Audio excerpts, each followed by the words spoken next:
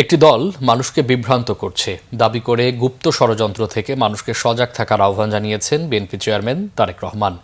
নির্বাচনী প্রচারণা শেষ দিনে ৮টি নির্বাচনী জনসভায় অংশ নেন তিনি। বলেন, জনগণের ভাগ্য উন্নয়নের কর্মপরিকল্পনা ও দেশ চালানোর অভিজ্ঞতা রয়েছে বিএনপির, তাই বিএনপির হাতে দেশ নিরাপদ।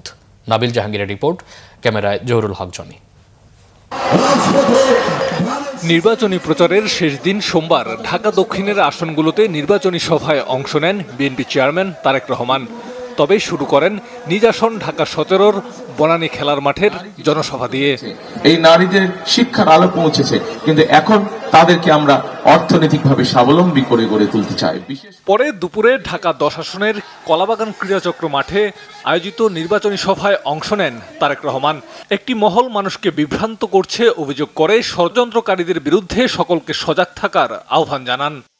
আপনাদেরকে আজকে সতর্ক থাকতে হবে, সজাগ থাকতে হবে এইসব নকল সিল বানায় তাদের বিরুদ্ধে। যারা গিয়ে মা বোনদেরকে বিভ্রান্ত করে তাদের বিকাশ নাম্বার চায়, তাদের এনআইডি নাম্বার চায়, এই সকল গুপ্ত ষড়যন্ত্রকারীদের বিরুদ্ধে আপনাদেরকে আজকে সজাগ থাকতে হবে। তা না হলে শত শহীদের রক্তের বিনিময়, আত্মত্যাগের বিনিময়ে আমরা যে ভোটের অধিকারকে আজকে প্রতিষ্ঠিত করতে পেরেছি, সেই অধিকার আবার হারিয়ে যাবে। সেখান থেকে যোগ দেন ঢাকা ৮ আসনের জনসভায়।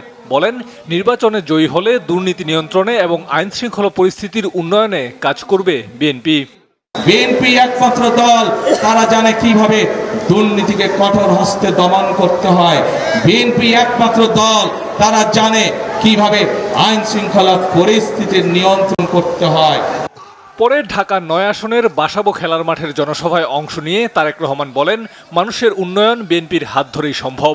কিভাবে দেশের আইন শৃঙ্খলা রক্ষা করতে হয়, কিভাবে মানুষের বেকার যুবকদের কর্মসংস্থানের ব্যবস্থা করতে হয়, কিভাবে নারীদের শিক্ষার ব্যবস্থা করতে হয়, কিভাবে দেশের মিল কারখানা তৈরি করে কর্মসংস্থানের ব্যবস্থা করতে, এই সকল কিছুর অভিজ্ঞতা বিএনপির আছে।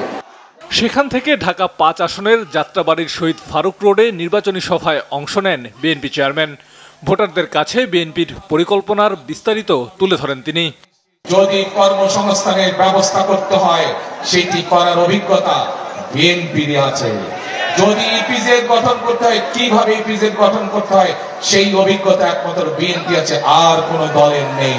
আমরা আমাদের রাজনৈতিক অধিকার বাস্তবায়ন করার পথে চলে এসেছি।